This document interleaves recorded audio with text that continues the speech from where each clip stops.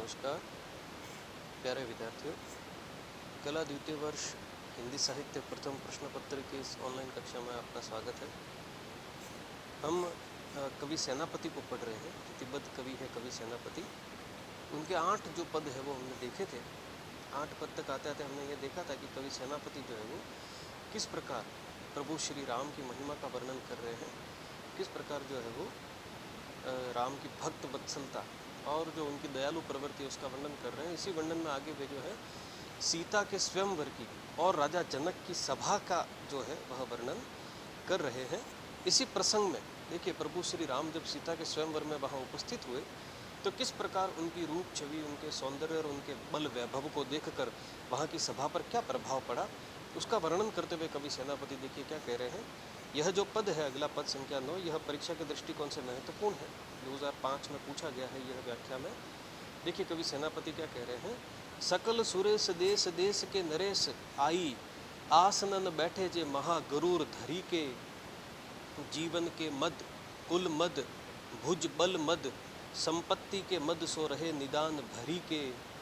सेनापति कहे राम रूप धर्षित भूप, वे रहे चकित पे न रहे धीर धरी के। भूल्यो अभिमान देखी भानुकुल भानु, सब ठाड़े सिंहासन ते रहे उतरी।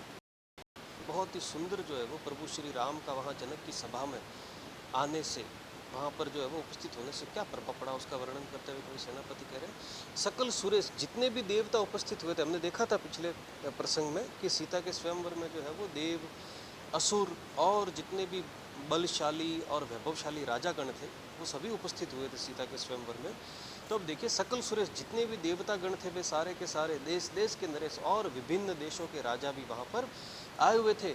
आसन बैठी जे महागुरूर धरी की, वो वहाँ पर सीता के स्वयंवर में राजा जनक के दरबार में, राजा जनक के जो है वो वहाँ जहाँ पर स्वयंवर आयोजित हो रहा था उस भवन में बड़े ही गुरूर के साथ, बड़े ही घमंड के साथ अपने आसन पर विराजमान बैठे हुए थे।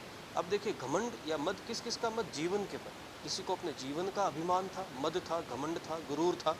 कुल मद, किसी को अपने कुल का घमंड था।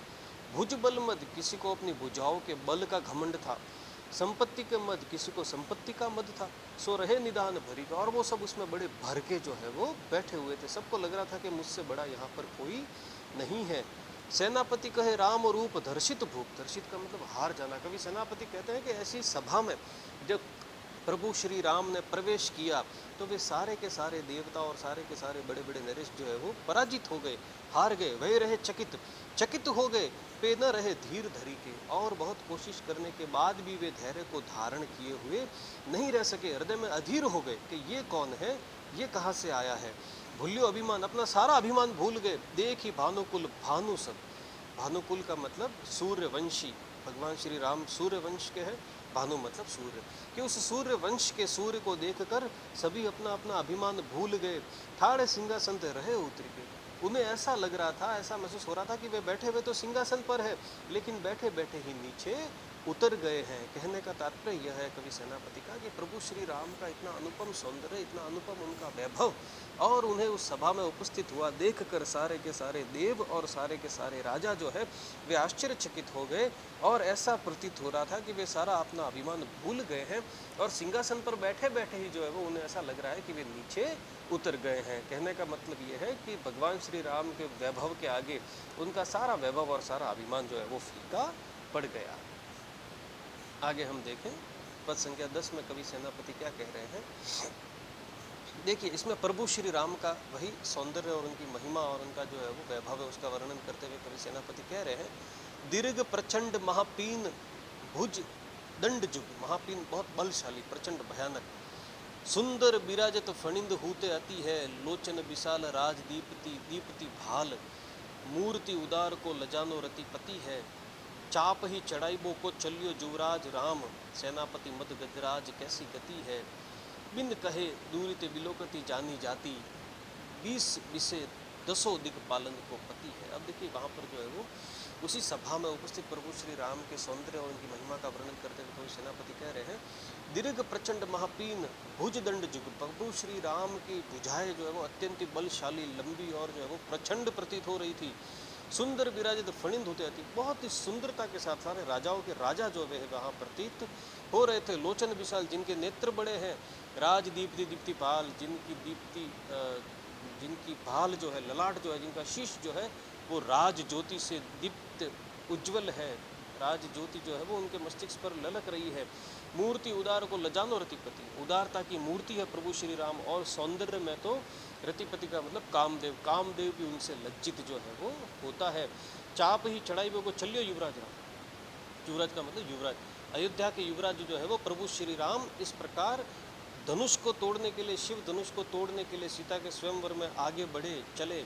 सेनापति गत मदराज कैसी गति, तो सेनापति कहते हैं कि जैसे कोई हाथी अपनी मस्ती में धीरे धीरे जो है वो चाल से आगे बढ़ता है, वैसे प्रभु श्री राम आगे बढ़े। बिन कहे, बिना कुछ कहे ही दूरी ते बिलोकती जानी जाती, बहुत दूर से ही जो है वो प्रभु श्री राम की कीर्ति, उनकी महिमा, उनका बखान जो है वो लोग समझ जाते हैं, जान जाते हैं।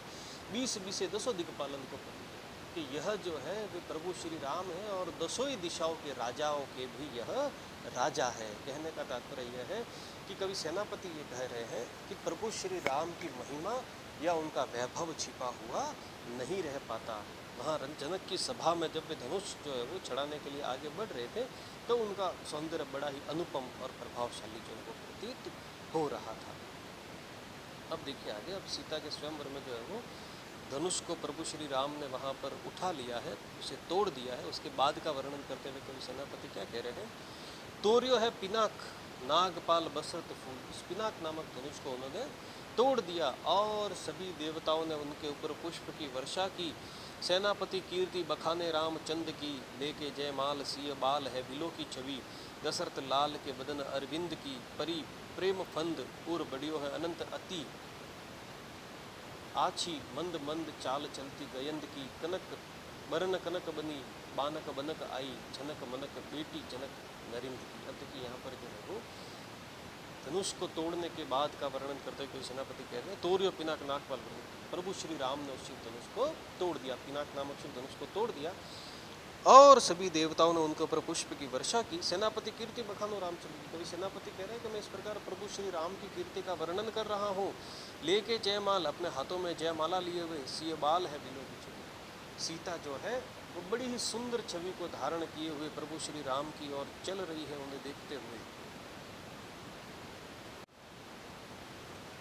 तो जयमाला जो है वह लेकर सीता प्रभु श्री राम की ओर जो है वो बढ़ रही है, उनकी सुंदर छवि को वे देख रही है। दशरथ लाल के बदन मुख अरविंद, प्रभु श्री राम का मुख जो है वह अरविंद कमल, लाल कमल की भांति सुशोभित हो रहा है और सीता जो है वो उस तरफ बढ़ रही है।